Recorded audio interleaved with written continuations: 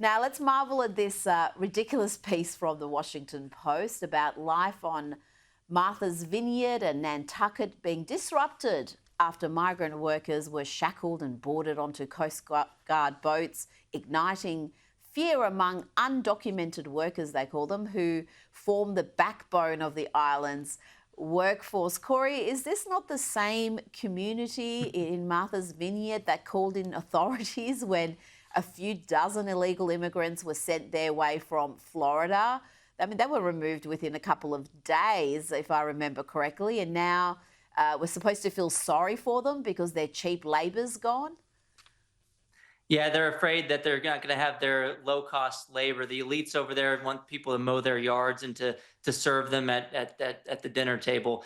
But look, yeah, they're total hypocrites, and this just goes to show you that so much of these knee-jerk reactions from elites in these kind of cities, it's all just based on who they don't like. So a few years ago, was they didn't like Yeah. DeSantis. They thought DeSantis had a shot at becoming president. So they wanted to respond by saying, "Oh, well, we don't like what he's doing by sending the immigrants here," even though they said they were a sanctuary city and they embraced immigrants. But then now that Trump is trying to go the other way on the same issue and to deport immigrants from Martha's Vineyard, now all of a sudden they come out with their Trump derangement syndrome. That's all this is.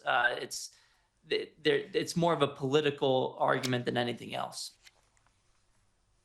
And let's end with the media. ABC News has suspended correspondent Terry Moran after he posted the most unhinged diatribe on X imaginable about President Donald Trump and Trump's Deputy Chief of Staff, Stephen Miller.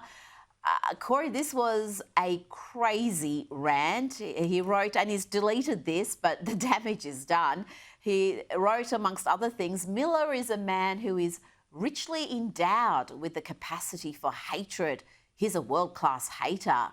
You can see this just by looking at him because you can see that his hatreds are his spiritual nourishment. He eats his hate. He eats his... Corey, this is demented even by ABC standards. I could not believe this. I thought he'd been hacked, but no, he's responsible. Yeah, it's a classic case of pure projection. I mean, you can see his hatred just seeping through that tweet. He later deleted it.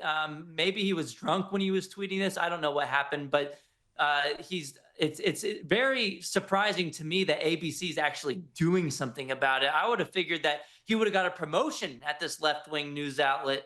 He might at the end. He's only diatribe. suspended, Corey. Yeah, He's so not we'll sacked see what yet. happens. We'll see what ultimate. Yeah, maybe when it blows over, he'll get a raise or something in a couple of months. Well, let's not forget Donald Trump sat down with him for that one-on-one interview and he was fairly thoroughly embarrassed. He was unprepared for that interview and Trump held him to account when he made some claims boldly, and when he was questioned, he's like, well, no, I'm not sure. I'm just asking the question. And when he'd actually been making a statement, there were quite a few examples there. Corey DeAngelis, always a pleasure. Thanks for your time tonight. Thank you, Rita. Good talking to you.